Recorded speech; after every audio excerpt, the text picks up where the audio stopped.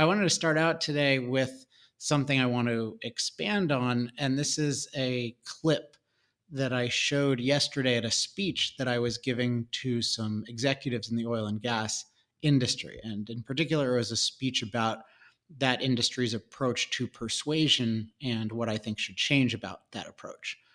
And toward the end of the speech, I showed an example of the exact opposite of what I think should be done. So I'm going to play that clip and then I'll comment on it. But the key context, which will probably come across pretty clearly, is that this is from BP, which is a major oil and gas company formerly known as British Petroleum. So just note that. Welcome to Fowler, Indiana, one of the windiest places in America, and home to 3 BP wind farms. In the off chance the wind ever stops blowing here, the lights can keep on shining thanks to our natural gas, a smart partner to renewable energy that's always ready when needed. Or not. At BP, we see possibilities everywhere to help the world keep advancing. So Don, if you were younger and not exposed to the arguments that you're exposed to, what would you conclude from this commercial? I mean, what I'd conclude is that like wind is the power of the future and it needs to be supplemented by natural gas in those rare cases where it might not be blowing. What about you, Stefan? Yes, I would conclude that BP is mostly building these super great wind farms, and they just need a little help from natural gas every now and then. Or not. And then, yeah, or not. Yeah. So let's see where to start with this thing. So, I mean, one thing to note is that this ad is false in that it's false in the implication, certainly, that BP is mostly wind or anything like that. But they're not really trying to say that. They're trying to say we're doing innovation. But this story of a city that's basically windy all the time in a way that's going to produce power almost continuously and then very rarely needs backup from natural gas. This is a false story. This does not exist. There's no situation in the world where you're mostly powered by wind and there's just an occasional lull. And it's very important that this is not a story that exists in the world, because if that were the case, then we might make very different energy choices. So if the wind industry was putting this out, this would be a very big and really fraudulent misrepresentation of the state of the world. And yet it's not a wind company that's doing it. It's BP, which is overwhelmingly an oil and gas company. So BP is effectively lying on behalf of wind. Now, this is particularly dangerous because this narrative that wind and solar can power our lives in the way that we're used to, and that it can power billions of other people's lives in the way that we're used to and they're not, this is a very destructive narrative, because this narrative leads to things like the Green New Deal, which is trying to outlaw fossil fuels and nuclear power and doesn't even support hydropower. And the rationale or rationalization is, well, we can get all of our power from solar and wind. So this can lead to very, very dangerous kinds of policy choices. So this would be a very, very bad thing for anybody to do.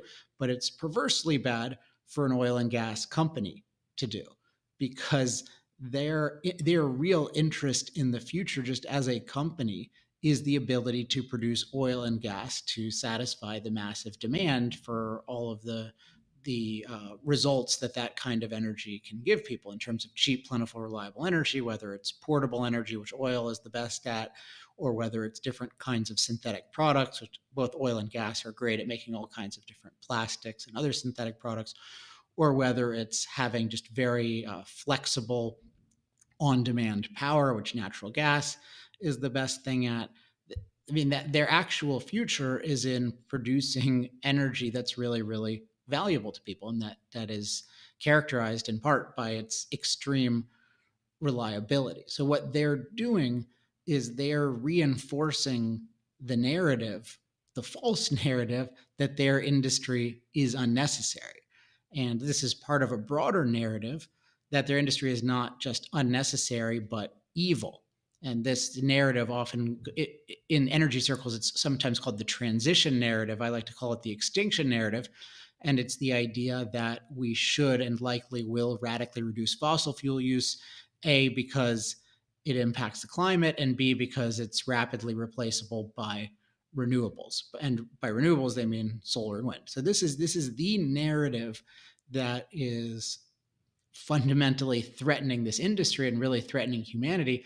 And yet this industry is continuously, well, BP, I should say, is an example. It's an extreme example of a phenomenon that I talked about in my speech yesterday, which is that the industry is continuously conceding the narrative. So they're conceding this extinction narrative.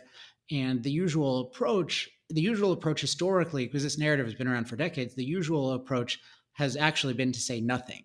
And the idea has been, well, if we say nothing, oh, okay, all these people can talk and have their narratives, but they still need us. And that need was supposed to be a protection.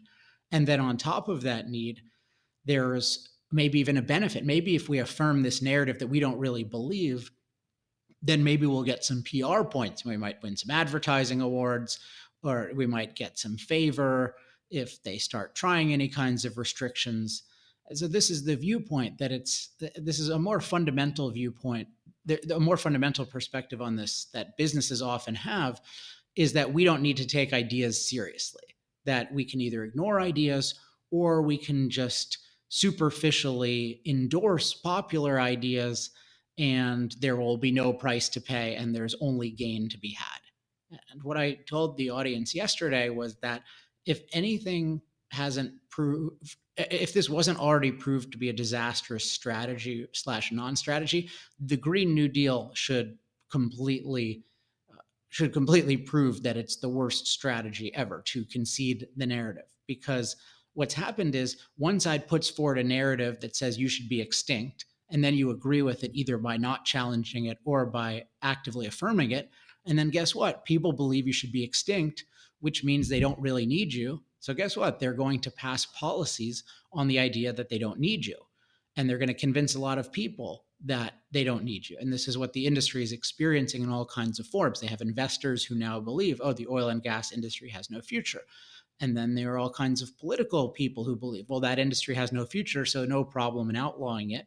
There's only upside to outlawing it. And then when they're recruiting people, well, if the people believe the industry has no future, that's going to make it hard to recruit. And then your existing employee base, that's going to make it hard to motivate them. And even when somebody sues you, well, if you believe this is a bad industry that has no legitimate future, then you're going to be more inclined to be pro lawsuit against them. And if there's some issue with a community, like should we drill in this community? Well, if the community believes they have no future, then what's the community? Their inclination is going to be, yeah, let's not have this antiquated negative practice in our community. So the fundamental narrative about the industry shapes a whole set of negative experiences for the industry that are also negatives for the rest of us. And my goal yesterday was to give them a way of changing the narrative, of questioning the narrative first and then changing the narrative. And I call that arguing to 100. So maybe next week I'll talk a little bit more about what arguing to 100 is positively. But for this week, I thought I'd just share this issue of conceding the narrative and why that is so destructive and why that narrative has to be challenged and changed by everyone.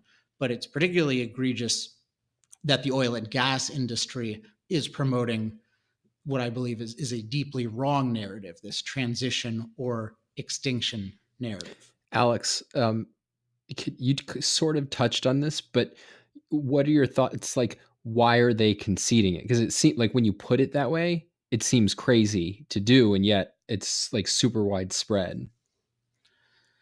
Well, because I talked about a little bit that it's viewed, so in general, there's just a contempt for ideas among people who think of themselves as practical. And I have a lot of sympathy for that because most people in the realm of ideas are very impractical and have ideas that are useless or worse than useless. But nevertheless, ideas in the sense of having really ultimately principles about the world, whether in the form of values or whether in the form of principles of action that help us achieve our values, those are crucial to life to have. And then having ones that help your life versus hurt your life is very important. So there's this general, but because that realm is not acknowledged, people as incredibly powerful in the world and necessary in the world, when you don't take that realm seriously, then you're very much at the mercy of powerful but bad ideas. And so with something like the extinction narrative, what'll happen is most people will say, in the industry will say, well, okay, nobody can really take that seriously. That obviously has a lot of stuff wrong with it. And they're right, but they don't feel the need to really correct it and then certainly not have a positive narrative of their own. It feels like, well, there's a protection because people need our product and that's just a fact. But actually, need is very based on ideas. Your idea of what you need in life is an idea. And some people don't even think they need to live. And then, do you need to be happy? Do you need this certain level? It's not like this need is just this exact quantity of thing. And then even if it was, you don't even know what you need necessarily in terms of energy. And you don't know what kind of energy is going to provide it. And those questions themselves have to deal with ideas. So the general contempt for ideas, making people in business abandon the realm of ideas, and then they're abandoning it to very powerful ideas that are anti-business and I think ultimately anti-human. But then there are certain people within the businesses who think, well, actually, of course, we're not going to challenge the ideas, but maybe we can benefit from these kinds of superficial things, because maybe if we say something in this direction, then maybe we'll get some sort of support. The other thing I should say, which I didn't say before, is that when you don't take ideas seriously, you're not very precise about ideas. And so when somebody says, oh, there's we need to transition off fossil fuels, or fossil fuels should be extinct, people will just say, oh, nobody really believes that. But if you don't believe anyone believes anything, if you don't take ideas seriously, then you can be really then you're okay being superficial, because nothing really means anything. So sure, yeah, I support transition. What's the big deal? And often people think, yeah, there's some truth to that. We don't want to be using fossil fuels forever. So part of it is people who concede ideas will often find themselves sloppily agreeing with them. And every bad idea has elements of plausibility. So you can always sloppily agree and say, oh, well, I care about the environment and I don't want the climate to be bad, and et cetera, et cetera. So I think that's another element. So fundamentally, what I think the solution is to take ideas very seriously, which includes taking them precisely. And when there's a set of ideas that's opposing something that you think is really important, do not swallow any of it. Really question it. And think of ideas, think of taking in and maybe even voicing an idea as like taking in an unknown substance. You really want to vet a new substance that you put in your body. Well, you should definitely vet a new substance that you put in your mind, or that you put in other people's minds, particularly if you have a big megaphone. So it's like BP is spreading poison and they're not thinking about it.